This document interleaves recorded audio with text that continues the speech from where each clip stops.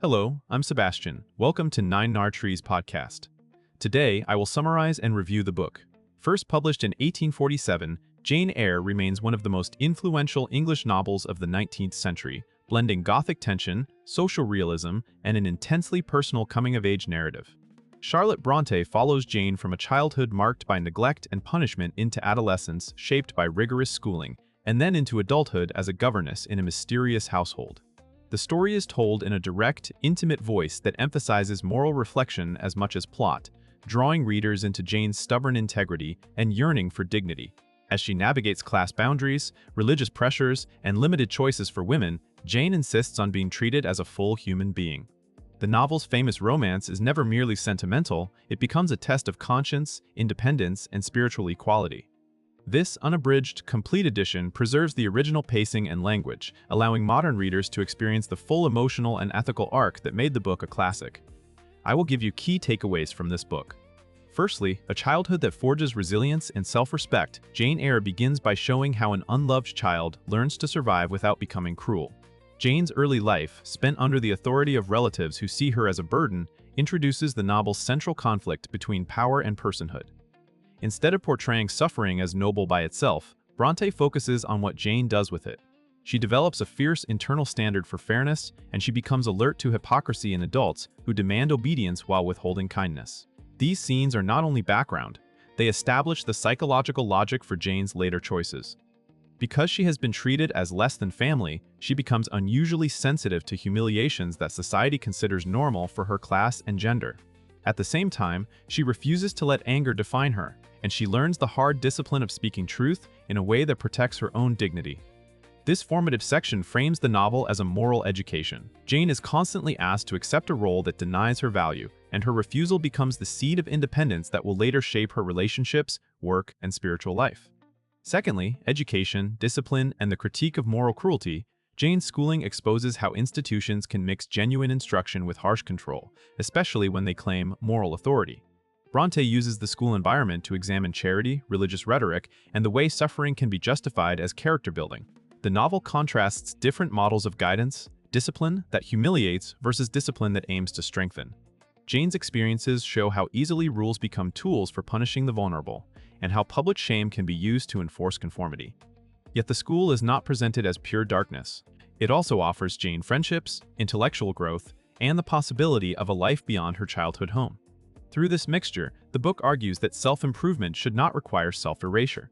Jane learns to value knowledge and competence, but she also recognizes that goodness is not proven by deprivation or by submitting to injustice. The education plot therefore performs two roles at once.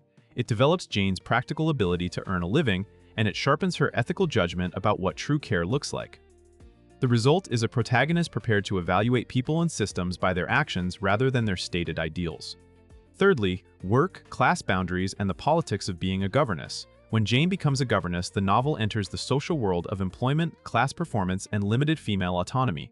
The governess occupies an awkward space, educated enough to teach the wealthy, but not wealthy enough to belong among them. Bronte uses this role to explore how respectability can conceal inequality. Jane gains independence through wages and a defined position, yet she remains socially isolated, expected to be useful but unobtrusive. The household setting highlights how class shapes speech, manners, and assumptions about what someone is entitled to want. Jane's perspective is crucial. She values competence and self-possession, but she refuses to accept that birth alone determines worth. The novel also examines the emotional risks of service work, where a person can be drawn into the private lives of employers without having equal power. Through daily routines, conversations, and subtle slights, Bronte makes the economic realities of women's work visible.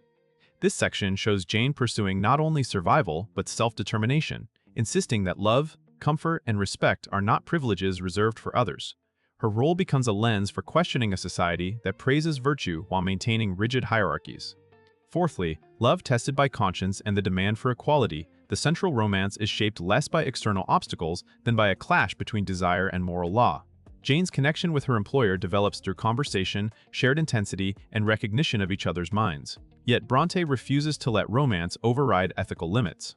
Jane insists on a relationship grounded in mutual respect rather than domination, and she resists being treated as a charming dependent. This insistence gives the love story its modern force. Jane seeks emotional intimacy without surrendering her autonomy.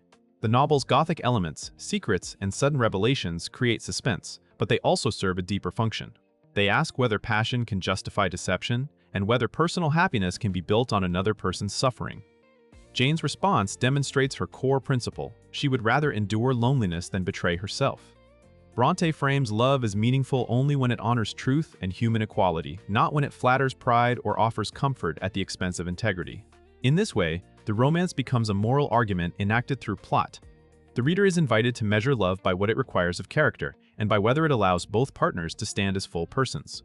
Lastly, Gothic atmosphere and spiritual inquiry without easy answers. Jane Eyre blends realistic social observation with Gothic mood, using storms, locked rooms, eerie sounds, and ominous architecture to externalize inner conflict.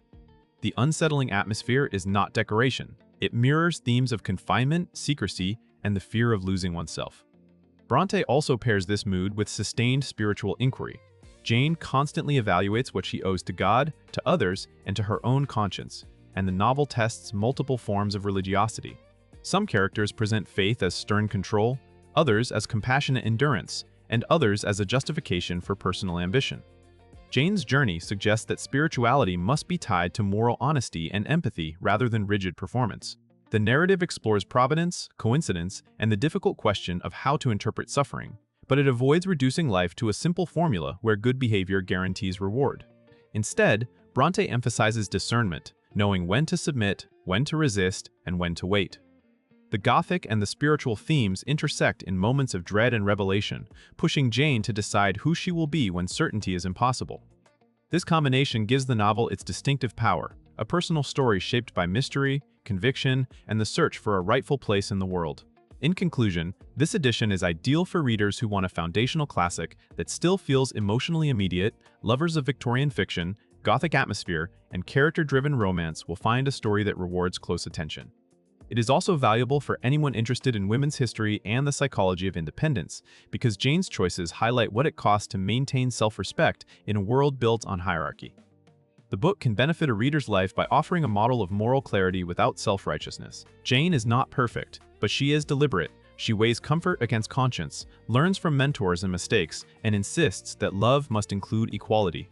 That combination can sharpen a reader's sense of boundaries, integrity, and the difference between attention and true respect. Compared with similar classics, Jane Eyre stands out for its intimate voice and its balance of social critique with suspenseful storytelling. Many novels of the period either focus on manners or melodrama, but Bronte fuses psychological realism with heightened drama in a way that keeps pages turning while still asking serious ethical questions. Buying the unabridged text is worthwhile because the full narrative preserves the gradual development of Jane's convictions, making the ending feel earned rather than rushed. If you would like to support Charlotte Bronte, you can buy the book through the Amazon link I've provided in the podcast description. After reading the book, please let me know what you think and share your thoughts. See you around.